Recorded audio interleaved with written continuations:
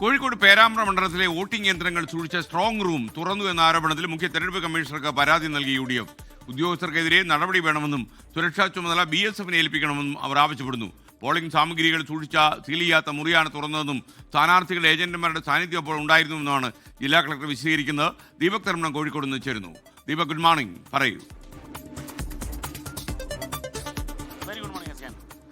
യഥാർത്ഥത്തിൽ UDFന് ഒരു സംശയം തോന്നുന്നു. ആ സംശയത്തിന്റെ അടിസ്ഥാനത്തിൽ അവരവിടെ എത്തുന്നു. അത് കഴിഞ്ഞ് പരാതി നൽകുന്നു. ഇതാണ് വസ്തുത. അതായത് JDT ഇസ്ലാമിക് കോളേജിൽ ഉള്ള സ്ട്രോങ് റൂം, ആ സ്ട്രോങ് റൂം തുറന്നു എന്ന വാർത്തയാണ് പ്രചരിച്ചത്. അത് UDF ക്യാമ്പിൽ നിന്ന് തന്നെയാണ് ആ വാർത്ത മാധ്യമങ്ങളെ അറിയിക്കുന്നത്. അങ്ങനെ മാധ്യമങ്ങൾ അവിടെ ചെല്ലുകയും ചെയ്യുന്നു. പക്ഷേ എന്നാൽ യഥാർത്ഥത്തിൽ മെറ്റീരിയൽ റൂമാണ് തുറന്നത്. പക്ഷേ ഇതിൽ ശ്രദ്ധിക്കപ്പെടാതെ പോയൊരു കാര്യം, സ്ഥാനാർത്ഥികളെ, അതായത് പേരാമ്പ്രയുടെ ഭാഗത്തുള്ള മെറ്റീരിയൽ റൂമാണ് തുറന്നത്. ഫാത്തിമ തഹലിയ UDFന്റെ സ്ഥാനാർത്ഥിയാണ്. LDFന്റെ സ്ഥാനാർത്ഥിയെയും മറ്റ് സ്ഥാനാർത്ഥികളെയും കൃത്യമായി RO ഓഫീസിൽ നിന്നും വിവരം അറിയിച്ചിരുന്നു എന്നുള്ളതാണ് ഇലക്ഷൻ കമ്മീഷന്റെ വിശദീകരണം.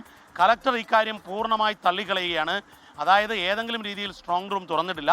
മെറ്റീരിയൽ റൂമും തുറക്കുക എന്നുള്ളത് സ്വാഭാവിക നടപടിക്രമമാണ്.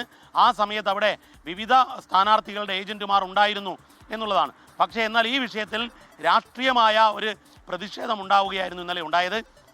അതേ തുടർന്നാണ് UDF തെരഞ്ഞെടുപ്പ് കമ്മീഷന് പരാതിയും നൽകിയിരിക്കുന്നത്.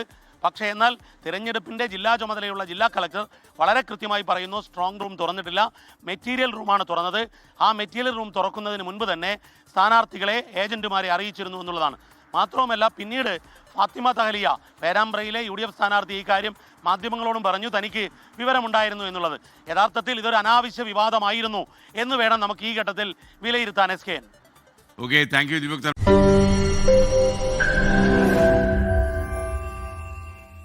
ലോകത്തെവിടെയായാലും ഏത് സമയത്തും 24 വാർത്തകളും ഓഗ്മെന്റഡ് റിയാലിറ്റി പാക്കേജുകളും എക്സ്പ്ലെയിനറുകളും വിശദമായി കാണാൻ ഞങ്ങളുടെ YouTube ചാനൽ നിങ്ങൾക്ക് സബ്സ്ക്രൈബ് ചെയ്യാം.